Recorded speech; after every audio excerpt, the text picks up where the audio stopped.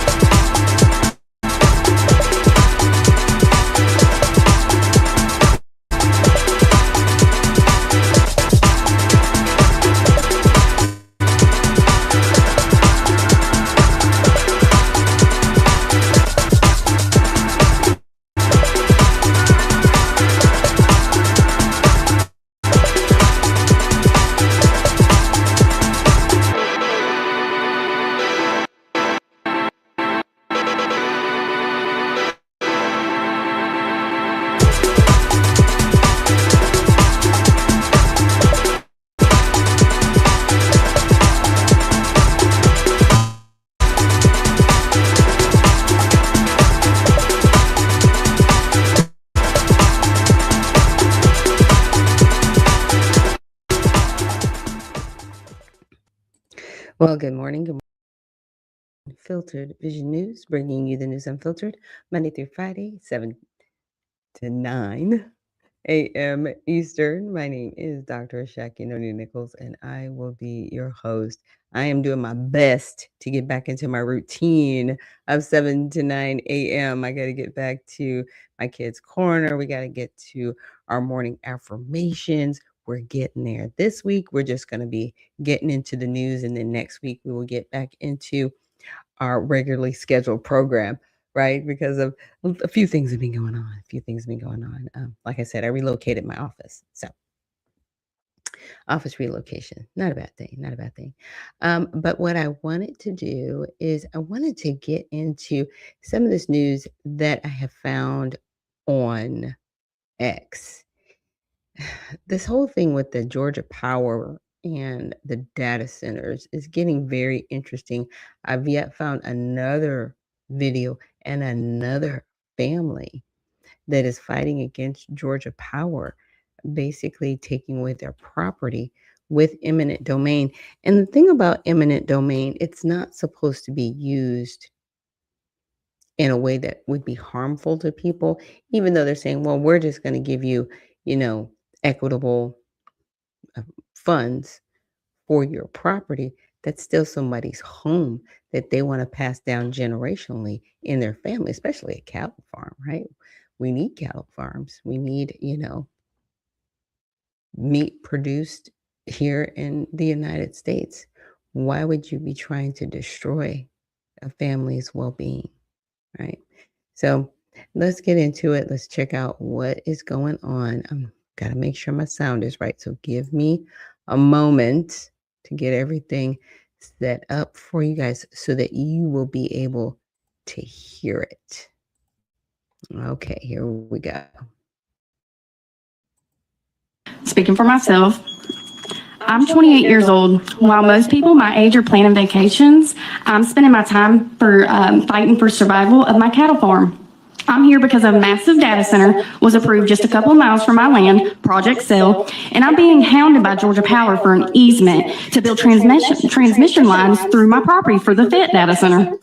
I'm a local farmer, not an industrial developer. These 500 kV lines aren't for me. They are for the data centers that the boards and surrounding counties continue to approve. I have mail from lawyers stacking up on my kitchen table wanting to take my case because they know my land is being targeted for eminent domain. Okay, let's see. I shouldn't have to worry about the specific wording of a legal contract just to keep my own land from being industrialized. When the Fed data center was first brought up, it should have been brought attention to all that would be impacted. I did not have a voice to speak my mind, and that feels like an infringement on my First Amendment rights. These easements are permanent. They affect my ability to graze my cattle, they lower my property value, and they destroy the rural character of this county forever. This board makes decisions to approve these massive projects, but it's residents like me, young people trying to build a life here, who pay the price. You're voting to turn our farms into a network of high voltage wires and noisy industrial buildings.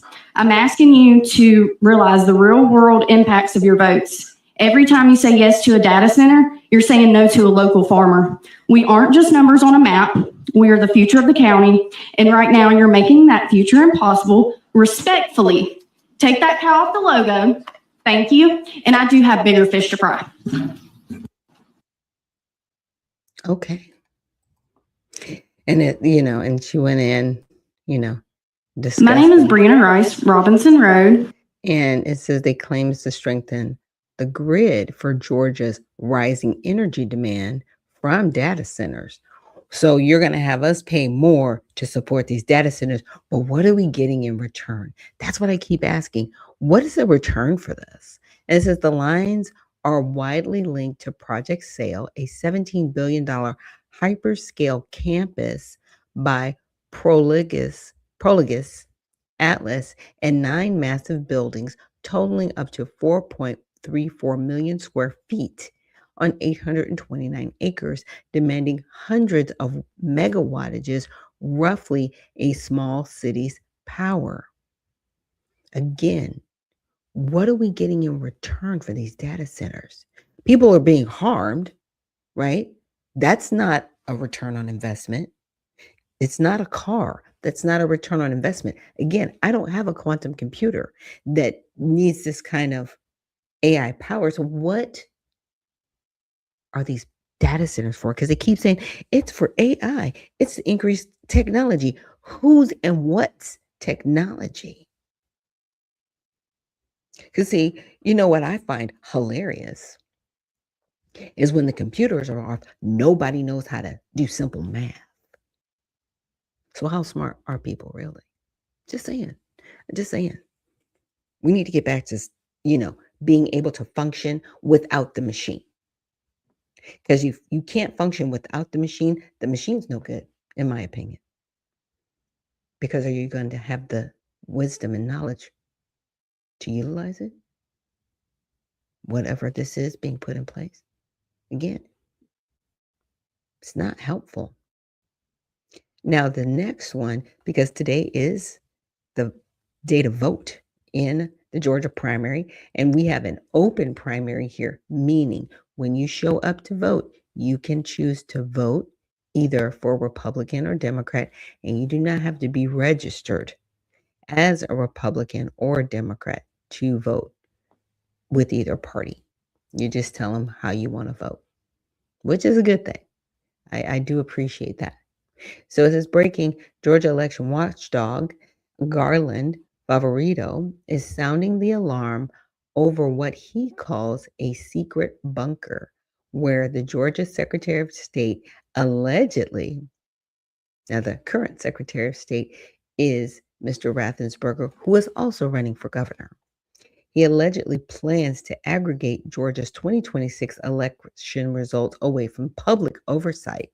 So, according to Favorito, the facility is off limits not only to the public and candidates, but even to members of the Georgia State Election Board tasked with overseeing elections. Now, I've had Janine King on the show, and she is on the State Board of Elections. So, from what she explained, is that the Secretary of State is over like the counties and the cities to make sure that elections run properly. Then from there, the Georgia State Board of Elections monitors the Georgia Secretary of State. Okay, because she even said, she goes, if my husband gets elected, then I'm going to step down from the State Board of Election, because she says I wouldn't want there to be a conflict of interest. I'm like, I respect it. Right. So the State Board of Elections, they should have oversight over the Secretary of State, because that's why they are there. They are supposed to work with the Secretary of State, but he's trying to block them. Interesting, right? So the secret aggregation of election results is a clear violation of state election transparency law. At Voter GA says multiple candidates have now filed lawsuits seeking emergency action to force Raffensperger to comply with Georgia transparency ahead of the 2026 election cycle. While the state election results are being handled in a secured emergency operations center hidden from public view. And here's my opinion. If you want to run for a different public office, you should have to give up your seat. How is he running for governor while he is the Secretary of State? Now, somebody else did that. That was Kemp, because Kemp was the Secretary of State. Then he ran for governor. In my opinion, if your position is overseeing an election that you're running in, you have to step down from your current position. So right now, in my opinion, Raffensperger should not be the Secretary of State. When he said, I want to run for governor, he should have relinquished the seat, but they can't. And I don't think there's anything against it in state law, but there should be. So I think that's something we really need to discuss going forward in Georgia. Good, Heather. It's always something going on here in Georgia. I know. I saw your press release that you put out this morning. We can go ahead and put that on the screen for everyone. And I'm like, I have to get you on the show. There was a press release. Garland says, Atlanta, Georgia. Georgia's 2026 election results will be aggregated on election night by Secretary of State Brad Raffensperger from a, quote, secret bunker, which is off limits to candidates, the public, and even to the state election board members who have requested access. The secret aggregation of election results is a clear violation of state election transparency law, which requires all election officials to conduct all election activities in public. Garland, you're going to have to break this down for me. How the heck is this possible? A secret bunker? Yeah, so, and basically, first of all, just to state the law that you just mentioned, that the law says in Georgia, superintendents, poll officers, and other officials engaged in the conducting of primaries and elections held under the entire chapter of elections in the Georgia Code shall perform their duties in public. However, Secretary Raffensperger has been aggregating election results from all the counties in this secret bunker that is it is used for legitimate emergency purposes by the Georgia Emergency Management Agency. It's called their Emergency Operations Center. The question is, why has he chosen, and this has happened, we think, for several election cycles, why has he chosen to operate and aggregate the results and produce the statewide results out of a secret bunker? And then why does he refuse to allow the state election board members who are responsible for oversight of elections in the state of Georgia, why would he be refusing them access to this bunker, particularly considering he is a gubernatorial candidate who is running for election himself here in 2026? This just stinks to high heaven, Garland. So what is the solution here? How do we push back against this? Well, just between the time that we did the press release and to this show, and this will be breaking news for your show, Heather, but there was a lawsuit filed by several candidates to attempt to require Brad Raffensperger to comply with Georgia law. Now, unfortunately, that lawsuit had to be filed in Fulton County. And if you remember, the Fulton County judge just in the last 2 weeks allowed Brad Raffensperger to break the law by adjudicating his own challenge to his own candidacy. He was required to send that challenge to an administrative law judge for an official or preliminary decision. He refused to do that. And when confronted with the violation of law, a Fulton County judge allowed him to continue and reject the challenge without the mandatory required hearing. So we don't know that the 10 minutes.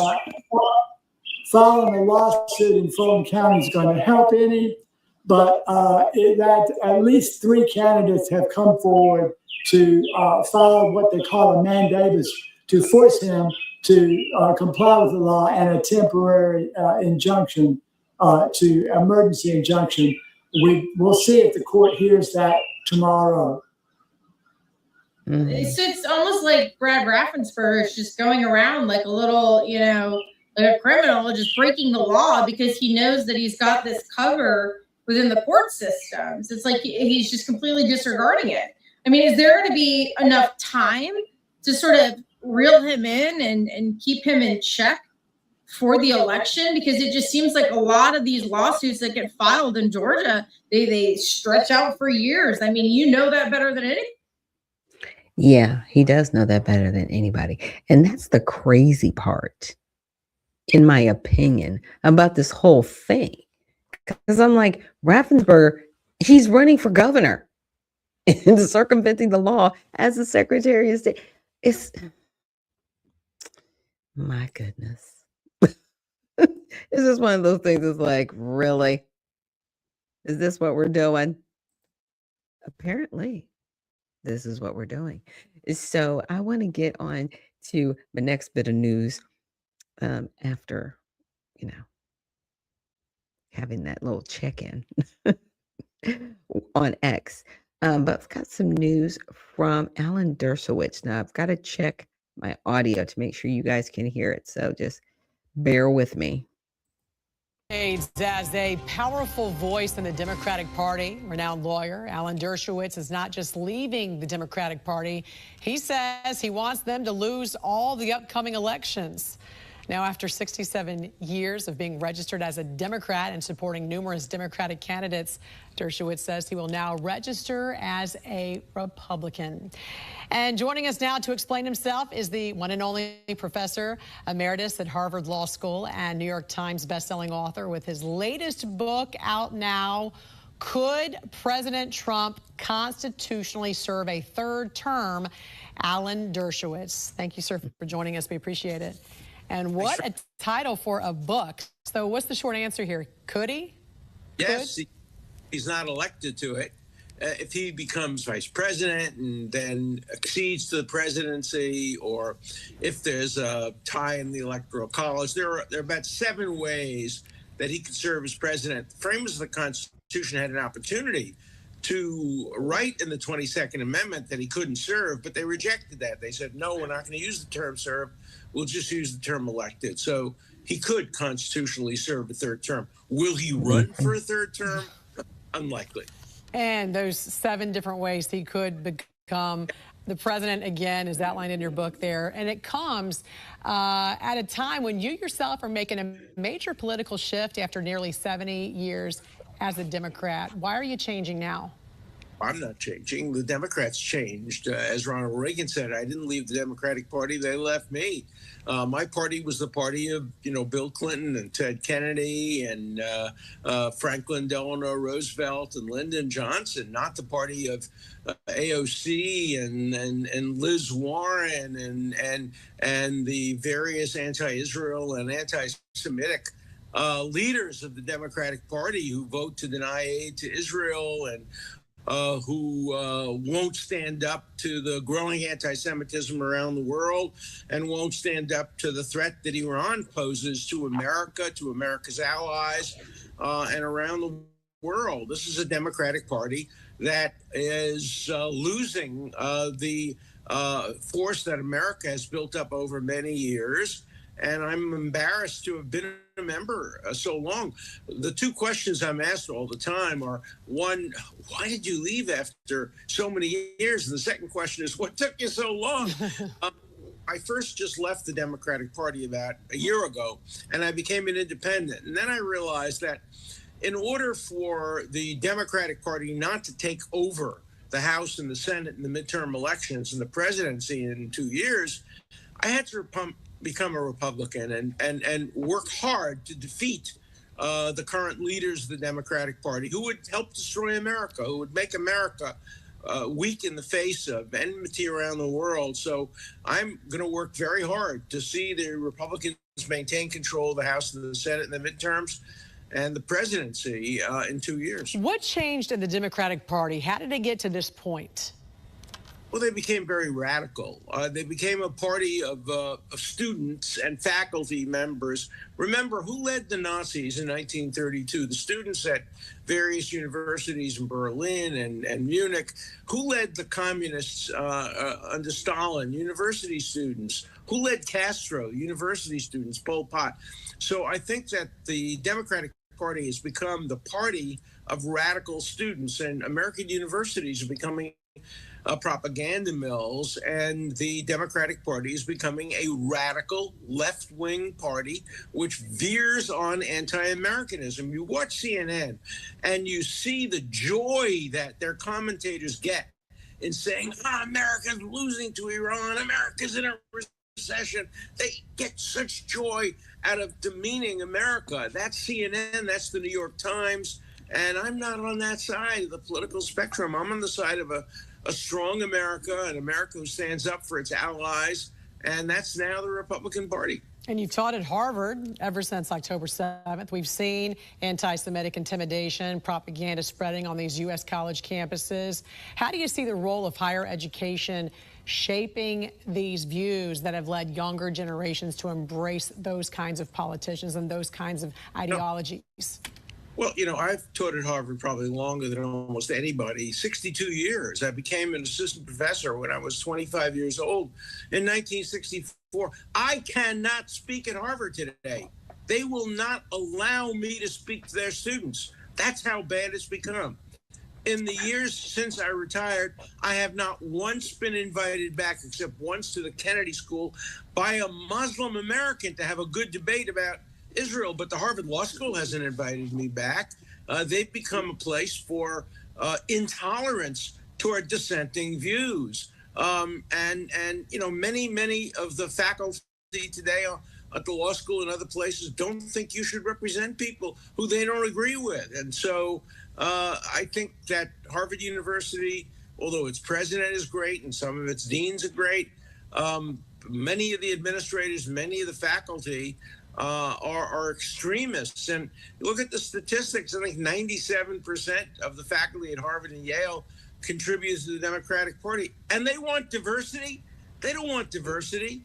They want the same ideology from all of their professors. And that's what they're getting. And a lot of it is anti-American and anti-American allies. And I won't be part of that. Yeah. I'm going to fight back as long as I have the strength. I'm 87 years old, but I'm fighting like hell to make sure that America remains the America that I love, that my parents loved, that my grandparents emigrated to America for. And that's not what the Democratic Party stands for today. And it goes a little further than just that, because there are now some new communities in development in parts of the U.S. where leaders are pro-Sharia law. And we're even seeing some lawmakers promoting the imperialism of Sharia ideals over constitutional ideals. Some Republican states right now, especially in places like Texas, are working to fight this trend. What's your thoughts on this push? Well, look at Mamdani. Mamdani is an anti-American, anti-Semitic, anti-Israel mayor of the city that has the largest Jewish population of any city outside of Israel. And he gets elected. And he gets elected in part by self-hating Jews who put radicalism before their own safety. And so I think we're seeing a trend, by the way, not only in the United States, but all over the world, where Islamic extremists are gaining more power and are trying to impose their will on democratic and tolerant societies. You know, there are great Muslims and great, wonderful people who are members of Islam, but many of the leaders are extremists and who don't like the countries they live in and want to see those countries turned into Islamic potentates like we have in Iran. And the greatest enemy of freedom in the world today is Iran, and it must be defeated. There will be no peace in the Middle East and in the world as long as this regime in Iran remains in power. So I hope that President Trump sticks by his guns and makes sure that Iran can never get a nuclear weapon, because if they do, they will use it, and they will use it against America's allies, and ultimately, if they could, against America, which they regard as the big Satan. So we're fighting for the existence of Western society, and we have to make that fight strong, and the Republicans today are stronger in that fight than the Democrats are. Alan Dershowitz, always a pleasure talking to you, sir. Again, Professor Emeritus at Harvard Law School and New York Times bestselling author with his latest book out now, Could President Trump Constitutionally Serve a Third Term? We're running out of time here, but we hope to talk to you again shortly in the future. Thanks for joining us, Alan. Thank you. Yeah. Now, Alan Dershowitz, I mean, like he said, he's been a Democrat, I won't say forever, right? Because he's 87. But for the majority of his political life, right? He's been a Democrat. And now he wants to go to the Republican Party, not because he's fed up with the Democrats, but he's just like, I cannot go along with this, right? And I think that's where a lot of people are at with the Democratic Party and even with the Republican Party, right? And there are people walking away from the Republican Party. I can't agree with this. And I think for people in the Republican Party, it is the Israeli push, right? It's the Israel push, because there are certain people that do not agree with what the government of Israel is doing. Again, I'm always saying I'm praying for the people of Israel. I don't like what their government is doing, because they are killing people, right? In the name of who and what? And people, in my opinion, have made Israel like an idol. And it's more so idol worship than it is, okay, this is an ally that we need to support. Like I said, it's very confusing a little bit. And Lizard, thank you, Lizard 1366. Thank you so much for joining us this morning, and thank you to everybody else out there who's listening in and joining this morning. Please remember to like, share, and subscribe. I'm trying to get some hours going. We are over 1,000 subscribers, so thank you to everybody that has subscribed. I think we're at like 1,100 subscribers, so that is really, really awesome. So thank you guys so much, getting us over that hump and getting us, to where we need to be on this channel, because I want to see this channel grow. I want to be able to do more coverage, going forward. Really grateful to all my guests that have been on the show, and looking forward to having even more guests. And like I said, getting back to my traditional format. I was just trying to, work my way into this new internet setup, because to me there's a delay. It's a little bit of a drag. I'm like, I just need the internet to work. It's not wonderful. It's not horrible, but it's not wonderful. So we will see. Now, the next piece of news that I wanted to get into, and I am going to have to pull up a document really quick. And I know that's going to delay my internet. Sorry. But again, like I said, thank you guys for me this morning on this Tell It All Tuesday. It has been a great week so far. It stopped raining, thank goodness. I know a lot of times we do need the rain. We do, but my goodness, sometimes I'm like, do we need all the rain? Do we really? Do we really need all this rain? And apparently we do, especially here in Georgia, because we rely on rainwater as our water source. So, what I wanted to share with you guys is this article I came across, I want to say about a week ago, but I wanted to bring it up because I thought it was very fascinating. And so it says Somalia to require national ID for passport applications starting on July 1st. So you have to have this particular ID to get the passport. So it's not that the passport is the ID. You have to have a particular ID to even apply for it. So this was on the 15th. And what it says is in Mogadishu, Somalia's Immigration and Citizenship Agency said passport applicants will be required to have a national identity card or proof of registration starting July 1st, 2026, as the government moves to strengthen citizen identification and link public services. Now, this is out of sight of our country, but they are protecting a national identity card, and it's required.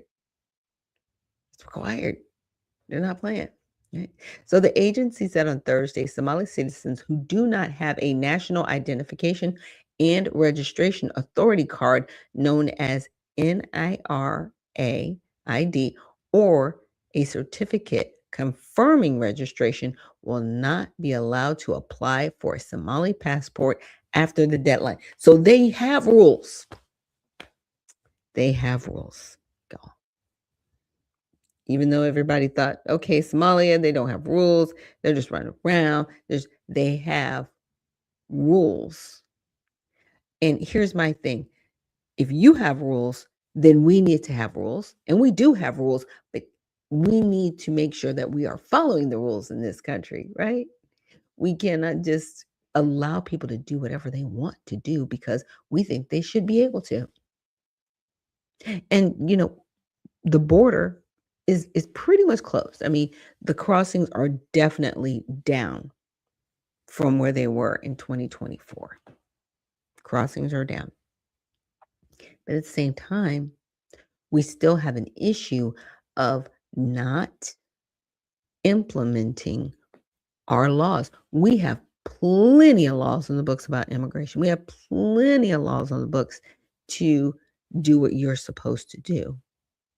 But people are not following the law. They are not implementing the law.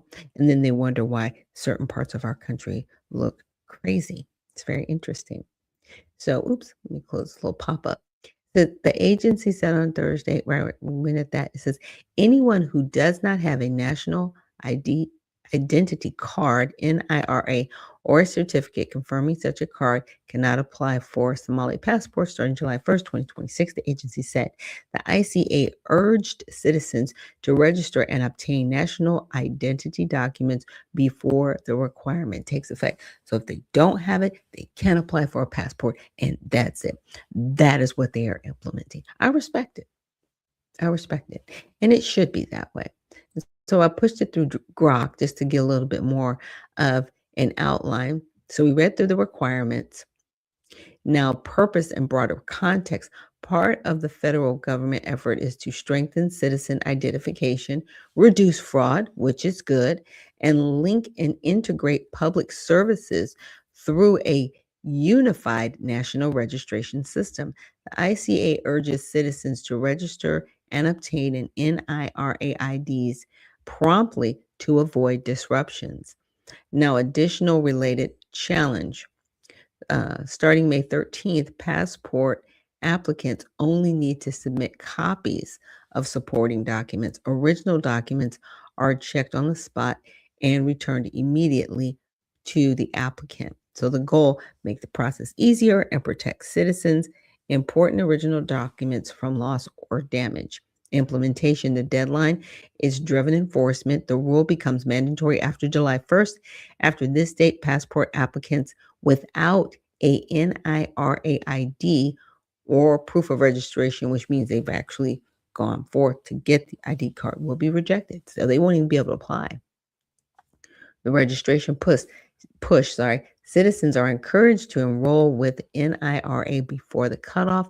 Proof of registration appears to be temporarily accepted for those still awaiting their physical card, so they can have a receipt for their application.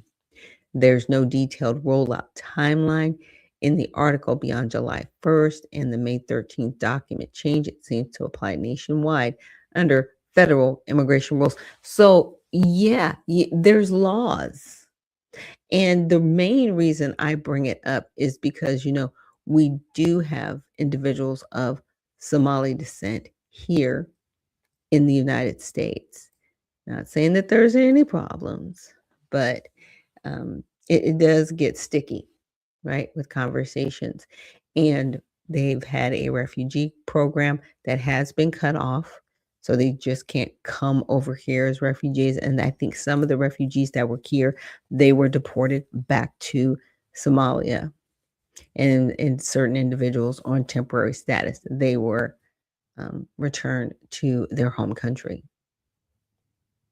So we need, again, I like the fact that they are implementing a law. Now, follow through with it, right? Because fraud was on there, and I was like, wow, that's interesting that they're talking about fraud. But again, I appreciate the fact that they are moving forward with this the way they're moving forward with it, because we should all be protecting ourselves. If we put something forward to implement, let's make sure that it's done and it's done right.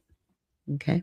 Now the next one I want to look at is, this is a lawmaker that was apparently arrested. So the video that I have, the creator, he pretty much put together the timeline. It kind of shows you the advent of how we got here, right? And it's Florida State Representative Angie Nixon here. I'm outside the Leon County Jail, and I was arrested earlier today with... Well, we have some big news coming out of the great state of Florida. This individual was just arrested. Her name is Angela Nixon, and she is a state representative. You said that you're going to be here until the governor gives you an audience. I would love for the governor to come holler at you, girl. So apparently this lawmaker was arrested because she was doing what's called a sit-in, and Ron DeSantis did respond. His first response was FAFO, F-A round and find out. I apologize, this is a family show, but we have to be accurate here. Ron DeSantis also said this, deservedly so. Our office isn't a platform for this performative nonsense. So Ron DeSantis could care less that she was arrested. So we have a lot to dig into, and this lawmaker has gotten in trouble before. Before she got arrested, she actually got reprimanded, and we'll dig into that as well. Now, real quick, before we start the video, make sure to please like the video. It helps out a ton, and it also helps others see the videos as well, and we are covering this story and others just like it. I don't want you guys to miss a thing. Now, before we get into her getting arrested, this is her back in April using a blowhorn to protest.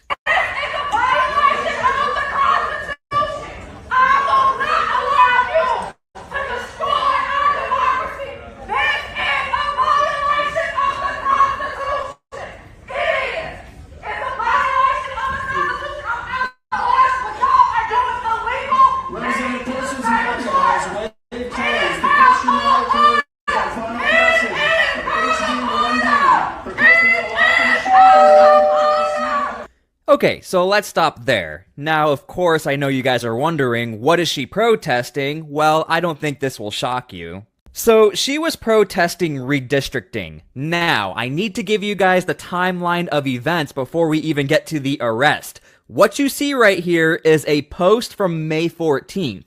On May 14th, she was formally reprimanded, and we're going to hear from her, but then on May 15th, she was arrested, to give you an idea of how fast this all happened, because the story's a little confusing. So again, what you're watching right here is on May 14th. This is her explaining why she was reprimanded. Hey y'all, it's United States Senate candidate and Florida State Representative Angie Nixon here. Oh yeah, and she's running for Senate, by the way. Here today, I was formally reprimanded in the Ethics and Rules Committee in the Florida House because I disrupted proceedings that were unconstitutionally and illegally drawing maps that gerrymandered in such a way that caused some folks to lose their representation. Folks are asking me what I would do, whether I would do it again. And I would say, when it comes to speaking up for people and making sure that they have access to vote for who they want to vote for and their voting rights, I would absolutely do it again. But Okay, so she said, I would do it again. Now, as far as I would do it again, I'm not sure if she means this right here, as in like yelling a megaphone in the middle of a chamber, or what we're about to see the next day from this video, where she does what's called a sit-in. Okay, so here she is during the sit-in. Again, this is going to be from May 15th. You said that you're going to be here until the governor gives you an audience. I would love for the governor to come holler at you, girl. I mean, I'm a sitting lawmaker just like him. I was elected just like him. And we need to have a conversation about why he continues to rig maps, why he continues to play political games, why he is not looking out for Floridians. We need to have that conversation. What would you tell him? What I would tell him is that he needs to call another special session to unrig the maps and do what the voters voted for back in 2010, which is fair districts. Okay, so I hope you guys caught that. She is referring to a vote that occurred back in 2010 as far as her reasoning for what's going on here and the representation she's talking about for wanting change. A vote that happened in 2010, which is not that long ago, but in today's political climate, that is long ago. A lawmaker, so you have special rights and privileges to be inside this building, I think probably after hours. What do you think happens next here when... I don't know. I'm not supposed to be in the governor's office after hours, I don't think. So we'll see what happens. But I'm going to be here. I don't know for how long, but it's going to be a while. I'm not giving up easily. You know, I just really want... I want them to change what... Okay, so remember, in context, she was already reprimanded the day before this. And I don't know if you guys saw the headline. The last time someone got reprimanded the way she did was 20 years ago. So she has already been on the radar, probably of the police who secure this area, definitely Ron DeSantis, and other lawmakers who know what's going on here. And that's very crucial to the context of this story, because if you had no idea the reason why she was reprimanded, walking into the chamber and yelling on a megaphone, disrupting everyone, you would just assume if you watch this one video, oh my gosh, Ron DeSantis, are you really arresting someone for just doing a sit-in? So again, we have to look at the whole picture here. And I have to give credit where credit is due. This lawmaker films everything. And I like when lawmakers do that because we can react to their content and talk about what they're doing. The video you see right here is a live stream that was directly live streamed on the lawmaker's Facebook page to give you an idea of what was actually happening here. It wasn't just she was sitting down and no one else was around. Other people were around.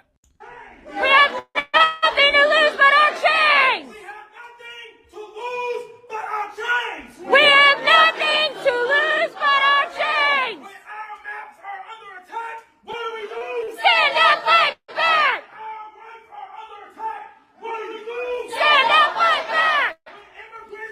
And by the way, this is a 45-minute video. We're not going to watch the whole video, but I'm trying to give you guys the full story here. This is not just, oh my gosh, someone was arrested because she was sitting down. There's a lot going on here, guys. Stand up, fight back! Our schools are under attack. What do we do? Stand up, fight back! Women's rights are under attack. What do we do? Stand up, fight back! What do we do?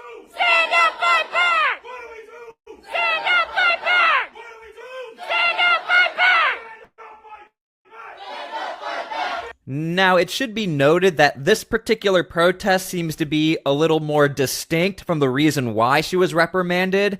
This is not only protesting gerrymandering or redistricting. We're talking about a bunch of other topics that are being thrown in there, such as like women's rights and other things like that as well.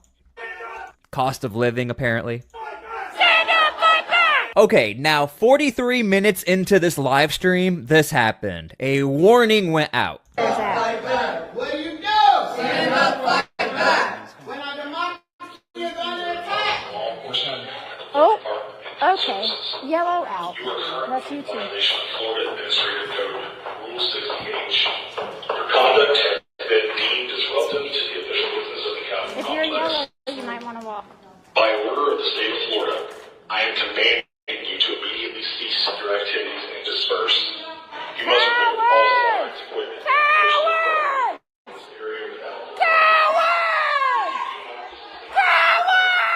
Now, I do want to point out, this person who's leaving, again, is filming on this individual, the lawmaker's Facebook page, apparently. And Angie, I think, is still in the room back there, by the way.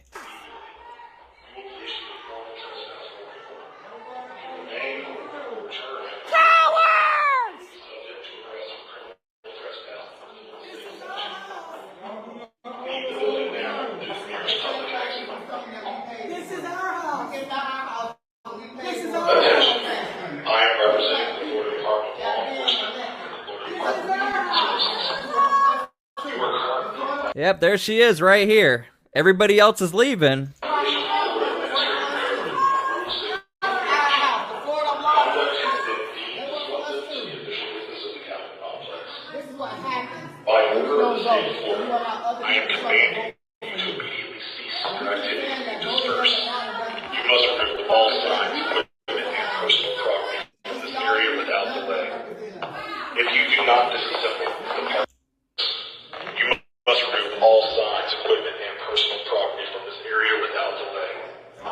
Okay, so eventually she was arrested. Like I said before, this lawmaker films everything. This is gonna be her outside of the jail. Hey everyone, it's Florida State Representative Angie Nixon here. I'm outside the Leon County Jail, and I was arrested earlier today with 3 other folks in response to us demanding a meeting with Ron DeSantis because he unconstitutionally and illegally drew maps that basically allowed politicians to choose who their voters were instead of voters being able to choose who they wanted to represent them. Now, I want to stop right here. The question I have is, I am wondering, did she put in a formal meeting or ask for a meeting? Was there an email? Anything like that? I have no idea. That's just my question I have. Look, y'all, when we allow politicians to choose who they represent, that makes it so that we can't have access to quality health care. That means that we don't have access to good infrastructure. That means that they can spend over $500 million of our taxpayer dollars instead of building an infrastructure that we need or shoring up our infrastructure in times of natural disaster, that instead spend that money on modern day internment camps. If you guys are unaware, she is referring to Alligator Alcatraz, and she actually has that number correct. We're talking about almost $500 million did go into Alligator Alcatraz. Now, of course, everyone's like, hey, Ron DeSantis, can you explain that? Why are we paying for it? I thought it's the federal government. According to Ron DeSantis, he is saying we're supposed to get reimbursed, as in Florida is supposed to get reimbursed by Homeland Security. Look, y'all. It doesn't have to be this way. Ron DeSantis is rigging maps for Donald Trump, and it does not have to be this way. Y'all, we need to do something. And Matt just got out, and I just brought him food because they separated us when they arrested me. They didn't bring me here. This is Matt. Hello. It doesn't have to be this way, y'all. Like, we need you all to do something. These times, like, democracy is falling. Our country is falling. We need you all to register voters. We need you all to join an organization. You can join My People Power campaign at AngieNixon.com. You can join an organization, but we need folks to register voters and to turn out and make sure that they vote so that we can not have folks that arrest us simply for trying to talk to the governor. Yep. And you guys can let me know if you think that she was justly arrested or not justly arrested as far as just sitting there and wanting to talk to the governor. Again, we already saw what the response was from the governor. It was FAFO, and she deserved it. Yep. Trying to talk to the governor. That's crazy. Look, y'all, at the end of the... And again, in context, we have to remember this. Just a day before, she did get in trouble for some other action. And again, we haven't seen that in Florida in 20 years. You don't have... And to his point, you couldn't make an appointment with... It's after hours. He's not there. What are you doing? You are trying to make a spectacle of yourself to draw attention. And trust me, what you're going to hear next is, hey, come out and support us. Here we go. To do what we did. You don't have to get arrested, but we need you to do something. You have to use your voice. We can't allow them to take our power away. This is our country. Democracy is on the line. Our children's future is on the line. The average age of people being able to purchase a home is 42. Yep. And by the way, I always have to point this out. Ironically, a lot of Republicans would agree with some of what she's saying. But the problem is we have the divide as far as how you get that meeting and trying to implement yourself into a situation just because you're a lawmaker. And the reason that is because these corporations, like, they are the ones that are running our country. Hardworking, everyday people should get to determine what their communities and economies look like. And right now, the Jeff Bezos and the Elon Musk and the Peter Thiels of the world are the ones that are determining what our country looks like. Y'all, like, let's not allow this to continually happen anymore. Let's change the trajectory of our state, of our country. Again, sign up and join these organizations. Join My People Power campaign at AngieNixon.com. Join Matt. Matt's a part of a ton of organizations. Orlando 5051.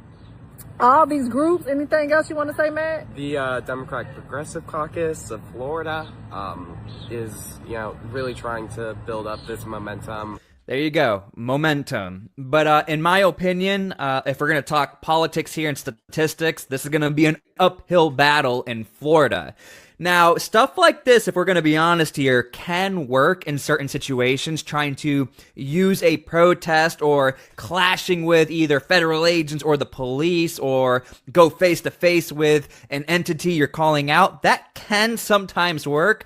But in this case, we'll be paying attention to see whether or not her polling went up or if she even has a chance of winning for Senate. We'll be paying attention to that. WESH 2 reached out to the governor's office for a comment, and they shared the governor's post on X, and all it said was FAFO. So I'm trying to get a little more information about this story, like what's going to happen next, what are the comments of Ron DeSantis, and apparently this news agency got the same exact comment everybody else is getting, FAFO. So that is the formal response as of right now from the Ron DeSantis team to anybody in the media apparently right now. If you want to know what's going on, just go straight to his X post. That's how he feels about this. And to be honest with you, I don't think Ron DeSantis wants to give any traction to this individual, because even though a lot of people might not agree with her, there are still some people who might agree with her. So every time you see FAFO from Ron DeSantis, he's just bringing more eyeballs to the situation. So that is my opinion on this matter. Just letting you guys know that is his formal response to that news network. So thank you guys again so much for being here. Let me know how you feel about this. Yeah, and that's part of it, right? The stunt has been pulled. So the attention, either negative or positive, it's attention. in my opinion, it's really a political stunt. I cannot take lawmakers like that seriously. I haven't looked up her voting record to see like what she's actually done in her political career. But when people are doing things like that, I'm like, ma'am, you were there after hours. Of course he's not there. But you're having a sit-in. Oh my. After the office is closed. That's cowardly. Why aren't you there during the daytime when he's there? Why aren't you making an appointment with his team to give you audience and throw on all the cameras and sit there and have that debate with him in person? Oh, no, you don't want to do that. You want to throw rocks and hide your hand and get attention. And I think that's really it's bad, but this is what politicians do. She's a politician. She's not a servant of the people. Because if she was truly a servant of the people, we wouldn't even hear about this because she'd be getting her work done. Yeah. Um, whoever the constituents are in her district, they would be thriving right now if she was doing her job. But she's just an individual. She just wants attention. She just wants to be at the federal level so she can get more attention. I wonder who's in her pocketbook, allegedly, pushing her to do this. It's interesting. So, I uploaded the video and I wanted to find out, what was the resolution? Okay, hopefully I got this right. Yes, and this is Angie Nixon. What I was trying to get to.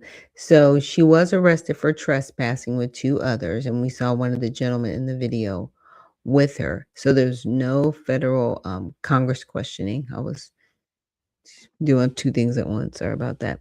But she was released from Leon County Jail hours after the same day. She has a June date court hearing.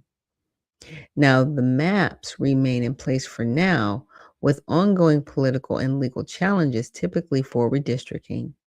Okay, so I said the representative stating the maps have been drawn illegally. Is this true? No, the maps are not clearly illegal.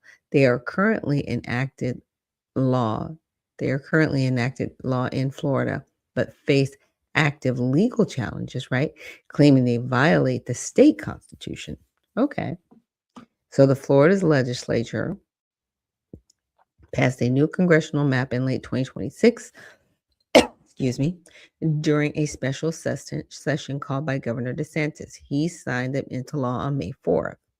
The new map redraws many districts and it's projected to increase Republican seats potentially from 24 from the previous 28. So they would give the Republicans 4 more seats and the Democrats 4 less seats. Now, by consolidating Democrat leaning areas and adjusting boundaries in ways critics call partisan gerrymandering. This is mid-decade redistricting justified by Republicans partly due to a recent U.S. Supreme Court ruling in Louisiana that limited Voting Rights Act requirements for majority minority districts. So that means they can cut these maps up, right, based on the votes, not based on race. And by doing that, they're saying it's diluting the minority majority districts, but it seems to be diluting Republican districts. Now, I know in Virginia, they tried to get a map that was like 10-1. And it always cracks me up because, and this is both sides. I'm understanding both sides. They always are talking about representation, but it's lopsided, right? To me, it should be a 51-50.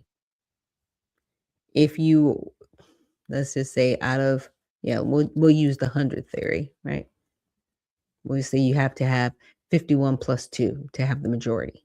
So 53-47, right? So if the Democrats had 47 seats and the Republicans had 53 seats, to me, that's a little bit more even-handed. So in this situation, they've got 28 seats. If the Republicans had 15 and the Democrats had 13, I was like, okay, that looks pretty even as far as representation. But you have to look at how people are voting in these different areas, right? And this is state redistricting. So this is state representation. I'm not sure if it is federal representation. I have to see. Now, if it's federal representation, that goes to the House representation. So I think that might be what they're arguing and saying, well, there's not a minority majority district that has proper representation. Well, what does that mean? Because the person representing you should be representing you regardless of your race. Because in my opinion, there are some people that are melanated. They don't care about the people that they represent. They like the seat. They like having the quote unquote power, but they don't care about the people in their district, and they don't do anything for the people in their district. I mean, all James Clyburn has been doing fish fries for decades. He hasn't gotten anything done. Oh, and by the way, he did vote for the 1994 crime bill that incarcerated generations of Black men, which was a racially based bill to, in essence, control and take these fathers out of the home and incarcerate them. And in some instances, people were innocent. But it was a racially and lineage based bill because they were specifically going after one demographic of people. It wasn't just like, okay, you're a crack dealer, you're a cocaine dealer, war on drugs situation. No, it was specifically for the American Negro. And it was written in such a way that those were the people that were targeted. Clyburn voted for that. Maxine Waters voted for that. But yet they sit before us saying that, hey, we're for Black people. Are you really? And I look at, Representative Nixon, and I'm like, are you really for Black people? Or are you just saying all the right things so you can get attention to your, run for Senate? Right? So Nixon and Democrats argue the map violates Florida Fair District amendments approved by voters in 2010 with 60% plus report. These add to the state constitution. Ban on drawing districts with the intent or effect of favoring one political party, partisan gerrymandering, right? Protections against diminishing racial ethnic minorities' ability to elect candidates of choice. Okay, they call it an illegal power grab. Well, if you're better elected officials, people are going to vote for you. But if you are horrible at your job, they're not. And that's always, this is really, it has become an interesting climate right now because there's so many people that want to be voted on based on their ethnicity. Or they want to play the race game, which is crazy to me. But anyway, they're like, well, I'm this and I'm that, and you should vote for me because no. Are you smart enough to do the job? Do you really care? Do you have a record of actually getting anything done for the people successfully, right? Or are you just better at bringing up social issues that have nothing to do with what you can do for people politically, because the color of your skin is not going to help somebody get into a house. The color of your skin is not going to help somebody get a job or a car or the education that they need. It is not going to help benefit anyone. So why are we drawing maps based on that? If we are going to draw maps where we do make sure that minorities have a voice, then do the right thing by those minorities. Not because of the color of your skin or if you're a man or a woman, It's because you care about your constituents. That's why you should be in office, not the color of your skin.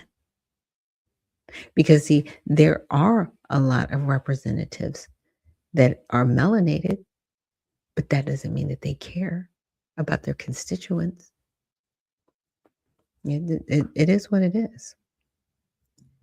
Now, counter arguments from Republicans: the fair districts provisions, especially race-related ones, conflict with the U.S. Constitution 14th Amendment after recent Supreme Court decisions. They argue the parts can't be served, so the anti-partisan rules don't apply.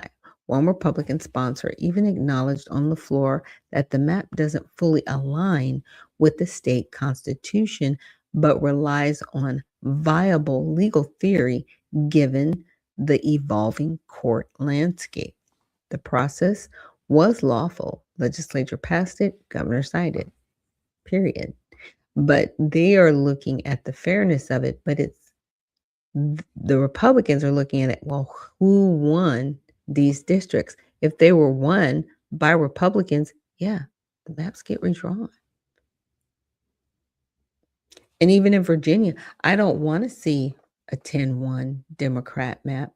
But is it true? Did people overwhelmingly vote for Democrats, that there's only one seat of representation from Virginia? Or did you do it that way because you just want to push out Republicans? Now, what I would never want to see, I would never want to see a state all one-sided, because you do have people from both parties living in all of these states. It should always just be fair and even. But if your state is voting one way, it doesn't matter how you draw these maps. You can draw them however you want to. That's not going to control how people vote. It's not. People are going to put in office the people that they want there. And that's what it really needs to come back to. I don't like the map thing. I don't. I'm like, just draw the districts so they're not so lopsided, right? You've got like 500,000 people over here and 5,000 people over there. I mean, you know what I mean? It's just weird. It's like, okay, draw them with some type of proportion of representation. And then people should vote in the individuals that they want to represent them at the federal level. So bottom line, Nixon's side has a strong argument under the plain text of the voter-approved fair districts. Rules and courts will decide if maps stand, but calling them outright illegal is premature. They're the enacted maps unless overturned. DeSantis and Republicans view the challenge as Democrats fighting a losing political battle. The outcome will depend on how Florida courts interpret the state constitution post-Supreme Court shifts. So I said, will alligator Alcatraz be reimbursed by DHS to Florida? No. Full reimbursement has occurred, but a partial first installment, $58 million, is arriving soon, with uncertainty about the rest of the $608 million FEMA grant. And so what they will have to do is apply for the grant to recoup some of the funds. So right now, it was approved in principle in 2025 for a $600 million grant from a shelter immigration support fund to reimburse Florida for eligible operational costs, not construction or major modification, delays, and holds. Funds were stalled for months due to required environmental historic preservation reviews, bureaucratic reviews under DHS Secretary Kristi Noem, and legal disputes. Florida acknowledged in court filings that the money might not materialize. Now, partial payment is now starting as of May 2026. The first installment of $58 million is set to arrive in the coming days and weeks. This is the initial payout of the larger grant. Limitations reimbursement covers only certain operational expenses. It does not cover the full build modification cost for states' total outlay, which exceeded $600 million, right, up to $1 billion.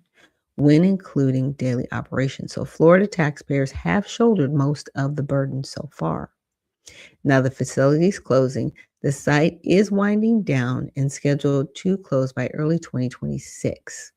Reasons include high costs, legal challenges, environmental and others, and federal determinations that it's too expensive to sustain long term. DeSantis has called it a success for processing thousands of, but critics highlighted conditions and expense.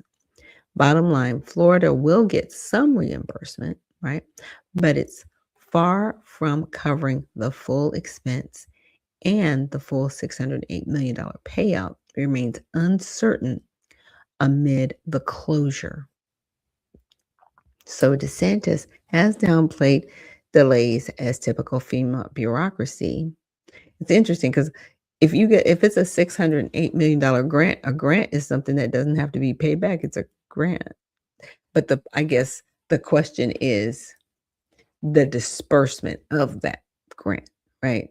So if they've only gotten 58 million of the grant, the question is, will they get the rest of the money, right? And that's what they're waiting on. So I said the lawmaker complains, I meant to say, about education and healthcare. Are these concerns valid? Yes. They do have factual basis, though outcomes are mixed and depend on metrics, demographics, and policy priorities. She, as a progressive Democrat, highlights underfunding, access gap, teacher shortages, book restrictions, and disparities, especially for Black and low-income communities, while Republicans point to school choice, gains, high-performance districts, and overall system improvements. And here's my thing with the whole education situation. People pay property taxes that are supposed to go to fund these schools. Then why don't we have children that can read, but they know their pronouns? Why do we have children that cannot handwrite? They can't do basic math, but they can tell you all of these things that they should be protesting. This is a problem. Schools have become indoctrination centers. They are no longer places of education. But then when I hear progressive Democrats going, we need better education. You've got the money, but you're not educating the children. What's the problem? What's the problem? Maybe you should stop paying your superintendents over $500,000 a year. Maybe you should start there. And maybe you should take the money out of that budget and give it to the teachers. So the teachers aren't having to buy supplies out of their own pocket, out of the little money that they do get. See, everything is lopsided. But you have to go back to the main cause of the problem. In my opinion, the main cause of the problem is the administrative cost, as opposed to lowering the administrative costs so that the teachers can benefit. Why don't you cap these salaries of these superintendents at $100,000? That's it. That's all you're getting. And that's still a lot. A six-figure salary to not teach the kids? Because I'm telling you, some of these superintendents, you should look up their salaries. It's wild, the amount of money that they make. And that's not even at the state level. I'm talking about like the county superintendents that fall beneath your state superintendent. Yeah, it's crazy. So teacher pay, Florida ranks 50th nationally for the average teacher salary, which is $56,000. In recent NEA data, third year in a row at the bottom. Starting salaries are better.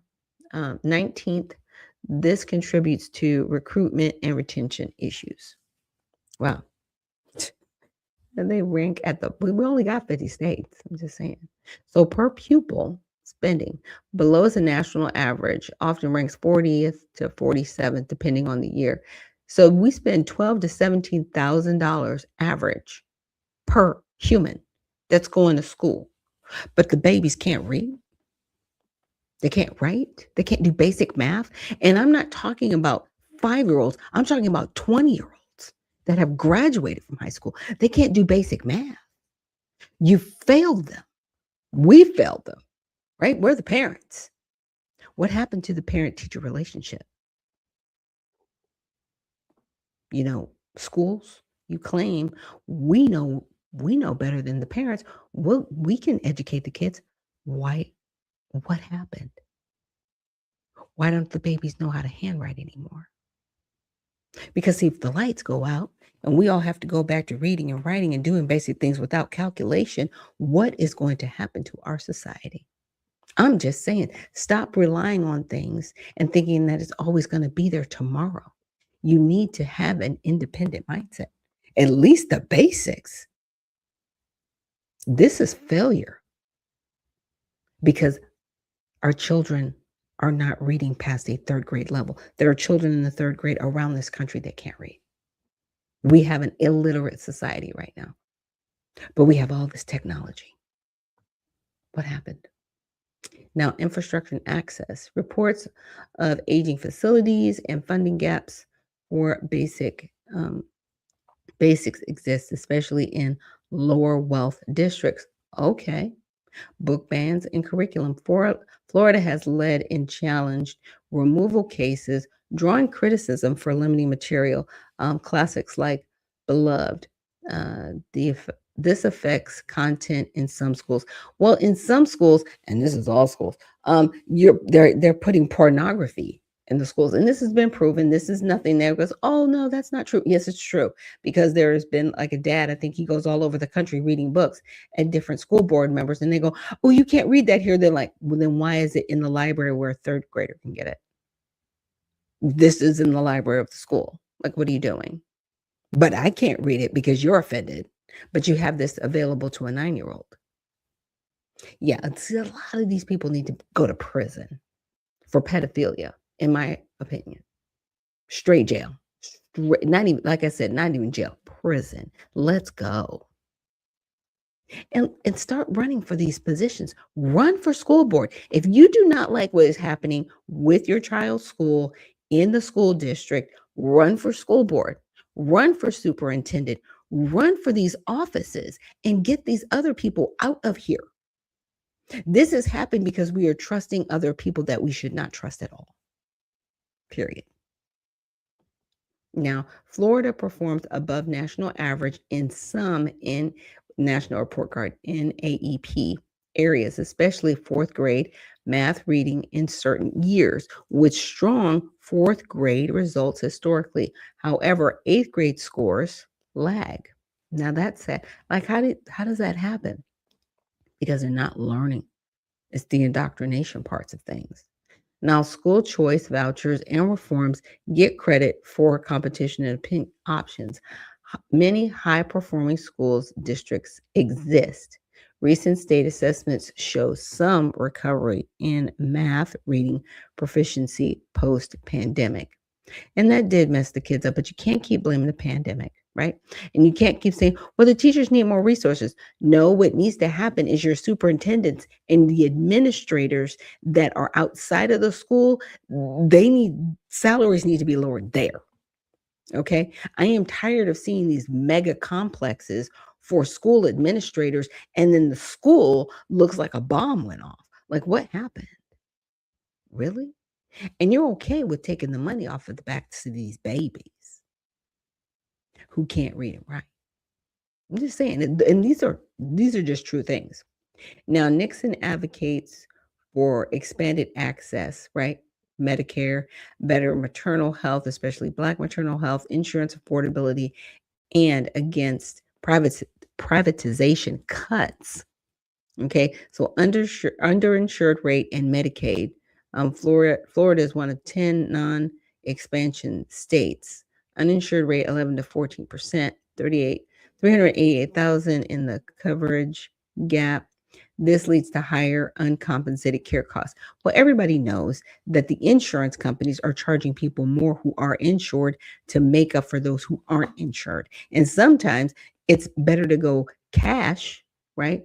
But the hospitals and doctors won't let you do cash payment if you have insurance. They say we have to run it through your insurance first, and they will charge you up to 200% more if you paid in cash.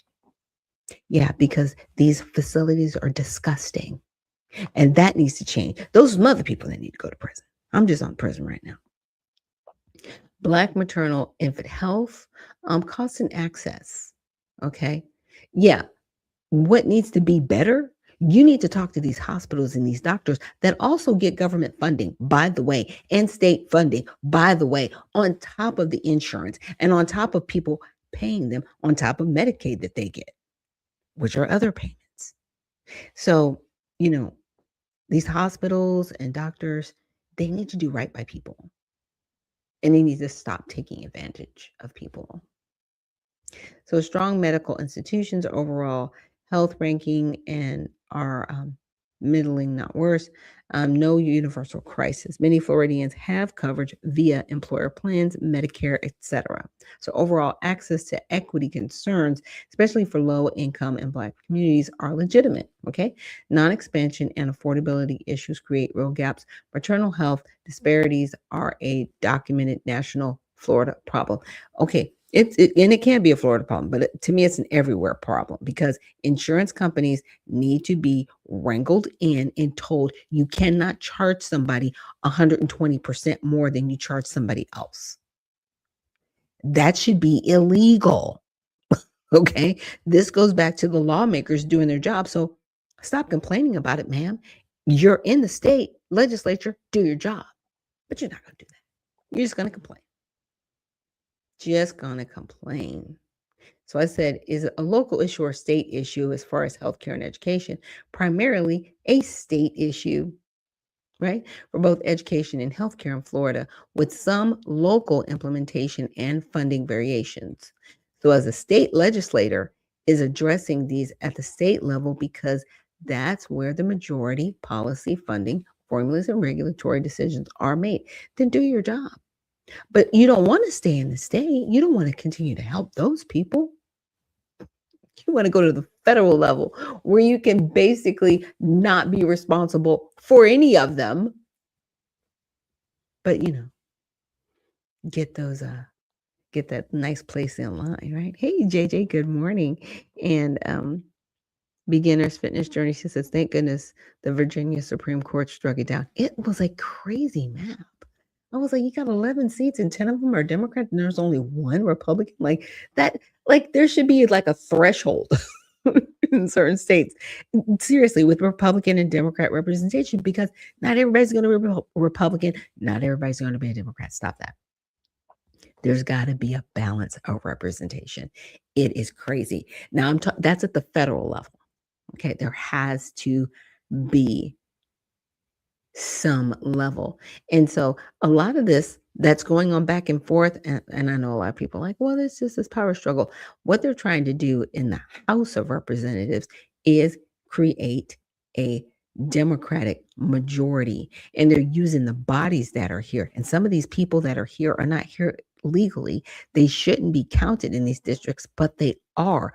They're giving them driver's licenses. They're making sure that they're getting state aid, right? And in some cases, federal aid, which is illegal because they're not here legally and they're not supposed to get these funds. Those funds are supposed to go to American citizens, not people that should not be here.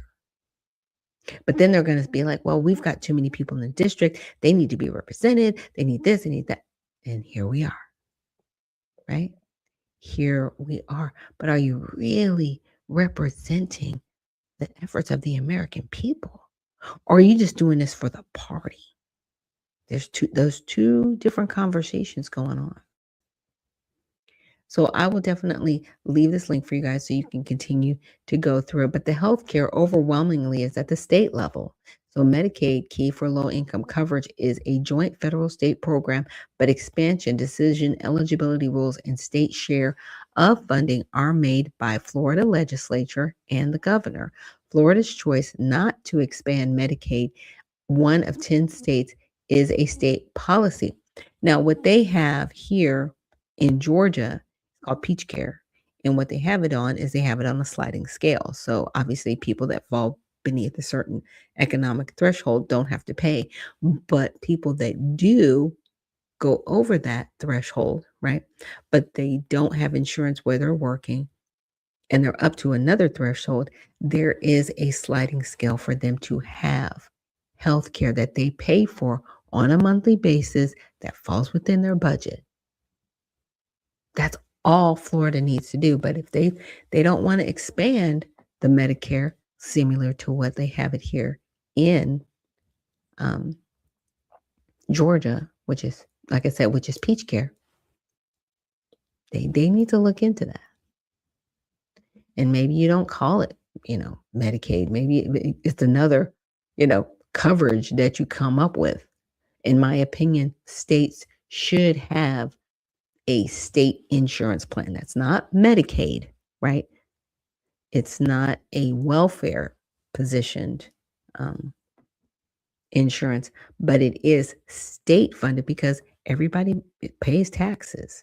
All of these states, they have a number that they get in funding. So they spend it on people. I know it's a weird way to say it, but let's just say in Florida, they've got $500 per head. Like, it's $500 per person. Are you spending that whole $500 on that person? Or are you spending $200 on that person? You have a $300 surplus, right? That's about the easiest way I can say it. So each state has funding set aside for each person. In my opinion, they should take a percentage of that, have an insurance set up. So there's funding for that person. So if they don't have federal Medicaid and they don't have a job that supplies insurance, they at least have funding for an insurance that they can go to certain doctors that will take it, because it's a state insurance plan, not welfare, right? So people can go to the doctor when they need to.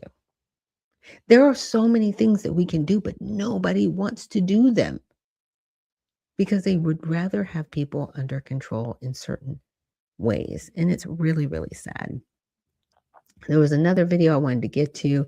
I'm not going to get to it, but I do want to encourage people, if you do live in the state of Georgia, please make sure that you get out and vote today.